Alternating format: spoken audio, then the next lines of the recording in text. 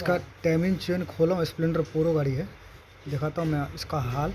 ठीक है, बहुत ज़्यादा आवाज़ कर रहा था। ये रोलर है बड़ा वाला, ये यहाँ ब्लॉक में लगता है बीच में। ठीक है, ये देख रहे हो, ये बिल्कुल ख़त्म है भाई। ठीक है, एक इसका ये छोटा वाला रोलर है जो यहाँ पे लगता है। ठीक है, इसका हाल देखो, ये भी बिल्कुल गोल हो गया है। उसके बाद मैं वो एक चीज़ और गौर करता हूँ, मैं दिखाता हूँ। ये ऑयल पंप वाला गाड़ी है, इसका हाल देख रहे हो, ये बिल्कुल ख़त्म है ये।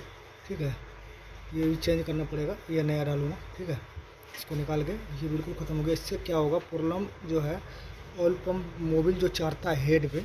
ठीक है, ये गाड़ी ख़त्म होने के बाद स्लिप मारेगा तो मोबिल नहीं चढ़ेगा हेड पे, कैम शाफ्ट रोकर सीज हो सकता है भाई, इंजन भी सीज कर जाएगा।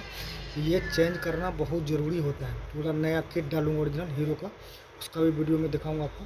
ठीक है, उसका भी वीडियो डालूंगा, क्या क्या चेंज होगा, क्या क्या डलेगा, कैसे लगेगा, कैसे टाइमिंग मिलेगा, टोटल चीज़ में दिखाऊंगा आपको। ठीक है, ये सब चीज़ चेंज होगा। ठीक है।